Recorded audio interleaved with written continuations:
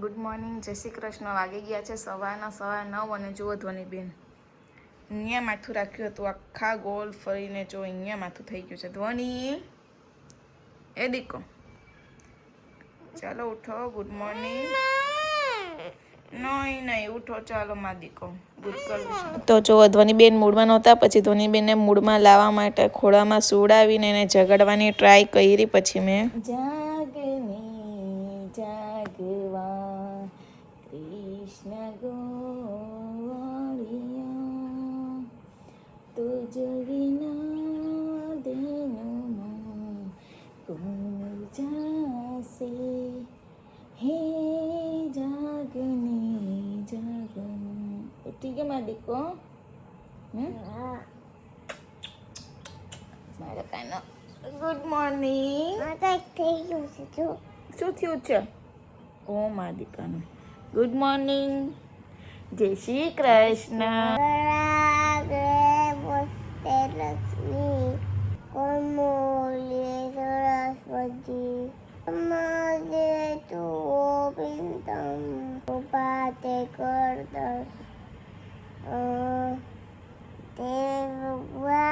જય ભગવાન, જય ધરતી માતા. મારો કાનો ઉઠી ગયો છે, મારો દીકલો ઉઠી ગયો છે. હવે આપણે શું કરવા જઈશું?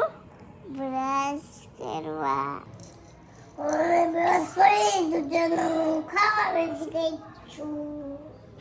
ખાવામાં શું છે? શાક રોટલી અને રોટલી અને છાશ.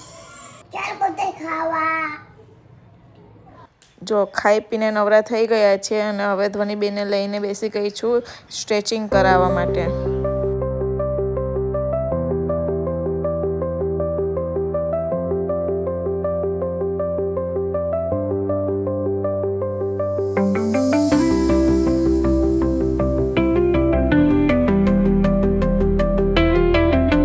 જો પછી ધ્વનીબેને નાહી ધોઈ લીધું હતું ને પછી સૂઈ ગયા હતા ને સાંજે આવી ગયા હતા એના પપ્પા ઘરે. પછી અમે લોકો થોડુંક બહાર શોપિંગ કરવા માટે જવાની હતી ને જો પહોંચી ગયા છીએ અમે રિલાયન્સ મોલમાં શોપિંગ માટે. ને જો ધ્વનીને બીક લાગે છે ઉપર ચડવામાં, એટલે એના પપ્પાને પકડી રાખ્યા છે કે મને બહુ બીક લાગે છે. ને જો ધ્વનીએ શોપિંગ કરવાનું ચાલુ કરી દીધું છે ને શોપિંગ પતાવીને અમે બિલ પણ કરાવી લીધું હતું.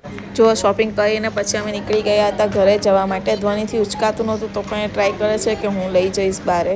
A few moments later. ફટાફટ ભર બધું. હાલો, કેટલો ઢોકલો કોઈ રમકડા જો તો ખરા. ખબર નથી પડતી ને, ફટાફટ ભર.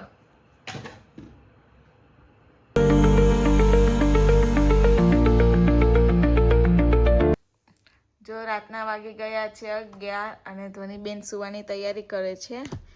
ધ્વની સુઈ જવાની છે? હા. ઓકે, તો આપણે વ્લોગ એન્ડિંગ કરી દઈએ. હા. ઓકે, બાય બાય, જય શ્રી કૃષ્ણ. બાય બાય, જય શ્રી કૃષ્ણ. જો તમને અમારા વિડીયો ગમ્યા હોય તો તમને કરી દેજો સબસ્ક્રાઇબ. અને હા તમે લાઈક શેર કરો ભૂલતા નહીં કઈ.